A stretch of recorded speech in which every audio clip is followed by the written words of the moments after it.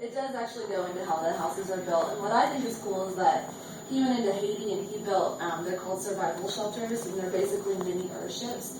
And in Haiti, especially after the earthquake, a lot of people were dying from cholera, which is a waterborne illness.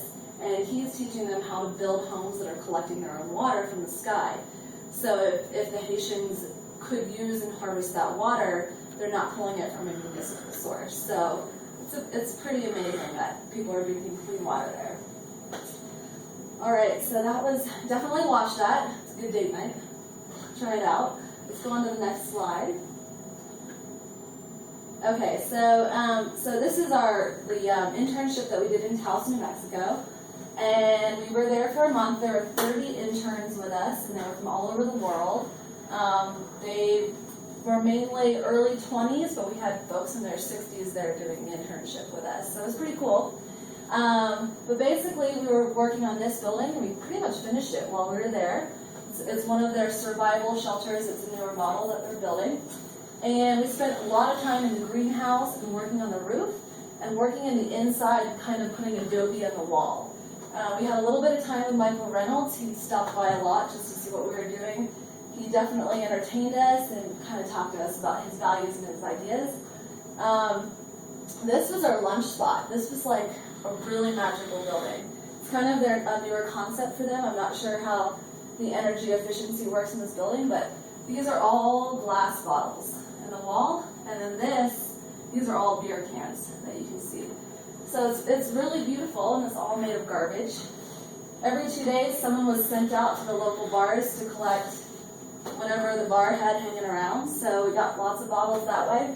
And we spent a lot of time in this greenhouse building this glass bottle wall in the corner here. I love that. And that's Michael building a door. Actually, I think that door right there. So pretty cool.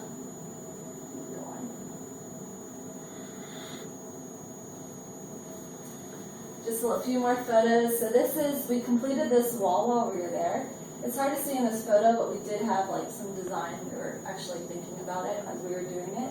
And this is we were cleaning the bottles individually after we made the wall. This is Valentine, and he was working on putting adobe on inside the house. And I don't know if you've ever done plastering, but it is the hardest thing ever. And we used just tons of wheelbarrows to get all of that adobe into the house. So blazing hot sun in August, but the house was always really cool inside, except for, of course, the greenhouse. All right. So I just wanted to show you guys this little clip of the Freeville, New York Earthship. This is Courtney and Chad, and they're high school teachers, and they watched The Garbage Warrior and built an Earthship. So these were the two that we kind of stalked, and we went to visit them and got to see their home that they built. And I wanted to just end this presentation showing you their little clip about their Earthship.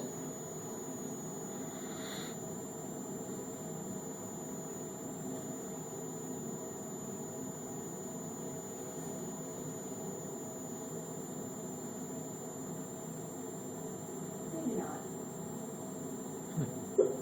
If you're like me, most of the bills arriving at your house have to do with the expenses of running your house. And the biggest bill of all, the power. So imagine life without a power bill, or a gas, or a water bill. I'm talking totally off the grid.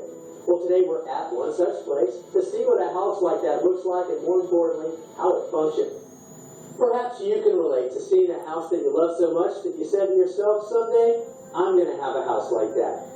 Well, for one young Freeville, New York couple, their dream home would be made of garbage. It started with a road trip to Taos, New Mexico, to see real-life examples of such homes known as earthships. The term refers to a type of house made of natural and recycled materials, such as earth-filled tires and throwaway bottles and cans. One of the biggest claims to fame is their reputation as off-the-grid homes. Well, after spending the night in an earthship, they knew they wanted to build one of their own back in New York. To speed up the process and save money, romantic dates turned into dumpster diving for unique glass bottles. Cans were collected at parties, and clothes covered in muck were a common occurrence as they searched through piles of old tires looking for just the right sizes. Just 3 years later, Chad and Courtney DeVoe are living their dream in a house they built with love and lots of garbage. We watched a documentary called Garbage Warrior several years ago, and that pretty much just sold it for us. It's a documentary about Michael Reynolds and his journey and vision with building airships over the past 40 years. Michael Reynolds, an American architect based in New Mexico, is known for the design and construction of earthships. And we were inspired. We've always wanted to build something sustainable, but it seemed like the ultimate package. And we watched the movie, and afterwards, during the credits, Chad turned to me and said, "We are building this." And I said, "Okay, sure." And from there, we really just started looking into it and planning it. We just jumped on it. So even before the video, though, we really wanted to do a straw bale house. There are a couple of those in the area. And I was looking online how to build a wall out of wine bottles. But then when we were watching the documentary, it kind of clicked.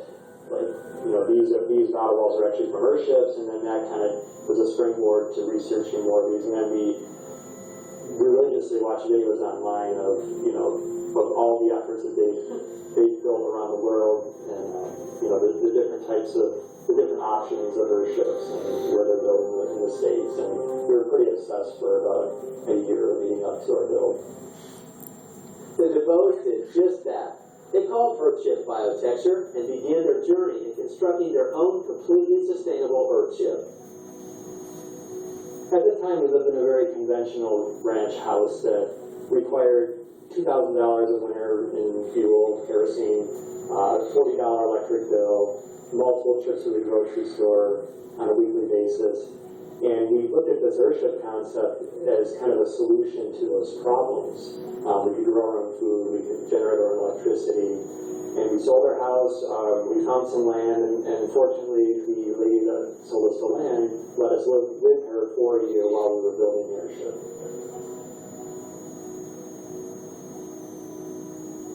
With Chad's experience in building homes, combined with Courtney's talent for design, their patience and dedication to their goal, along with the help of many hard-working volunteers, slowly but surely, their dream home became a reality.